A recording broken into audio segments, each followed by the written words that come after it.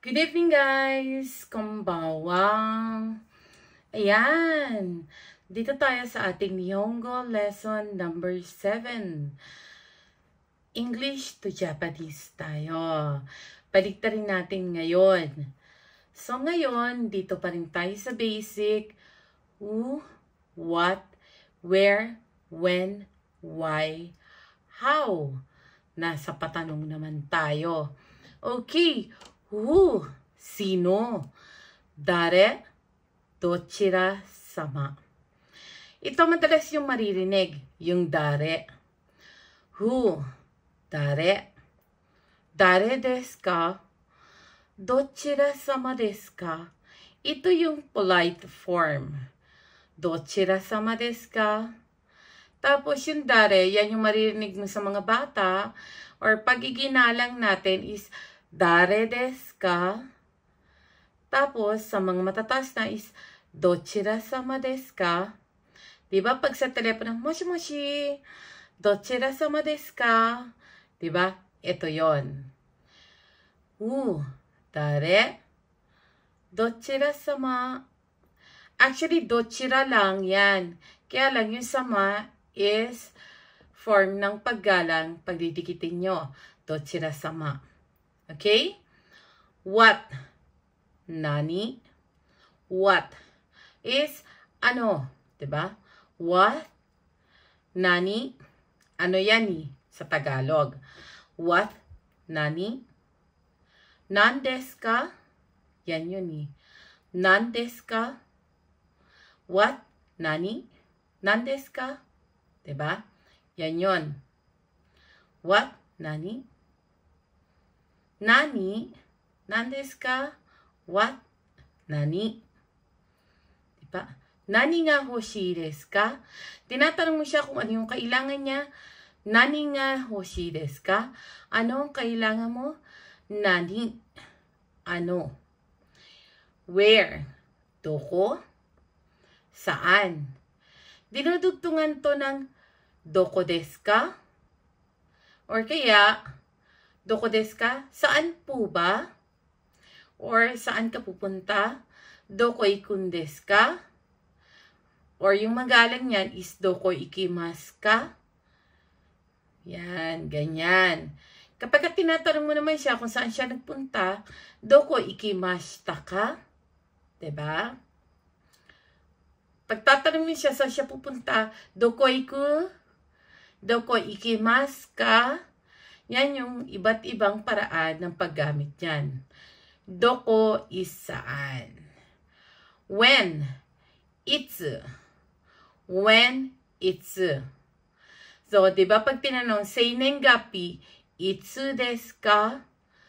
Otanjoubi, itsu desu ka? Diba? Yan yung kasama niyan. When, itsu. When, itsu. Dito dumidikit yung mga dates.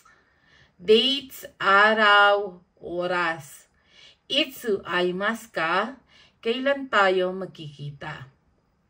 No? Why? Nande? Nan desu ka? Diba? Nan desu ka? Medyo may pagkakahawig sila. So, huwag kayo malilito, no? What? What? Nande? Nandesu ka? What? Kasi minsan ginagamit din to dito. What? Nani?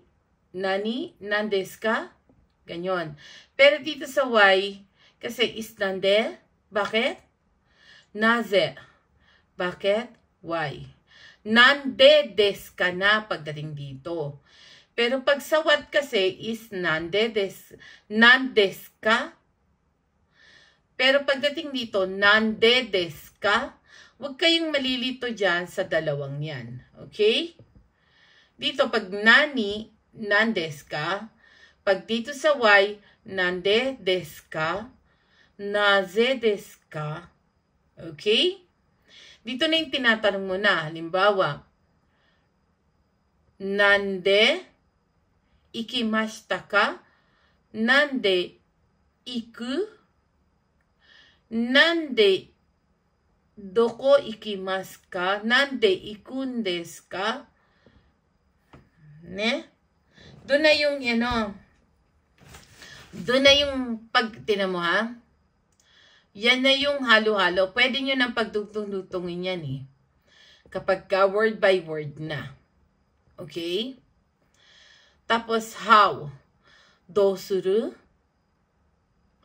How? Do suru? Paano? How? Do suru? Do shimasu? Yan yung polite form. How? Do shimasu? Ang past tense is do shimashita. Do shimashita.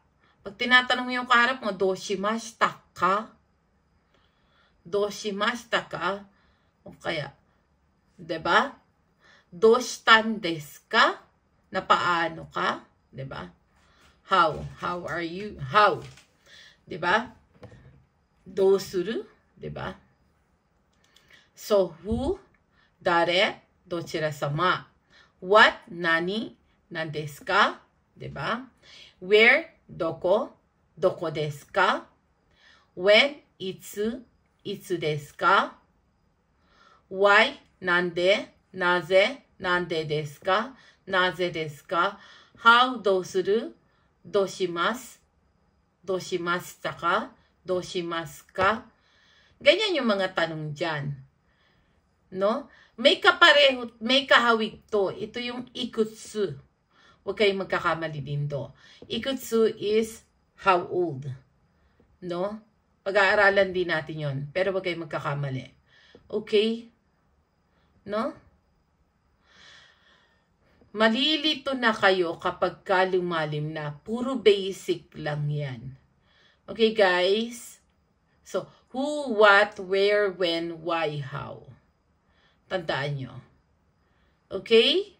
So, sana mayroon kayong natutunan for today at sana magamit nyo rin siya sa pang-araw-araw na pamumuhay nyo rito sa Japan. Okay? Maraming salamat! Okay, good night! Bye!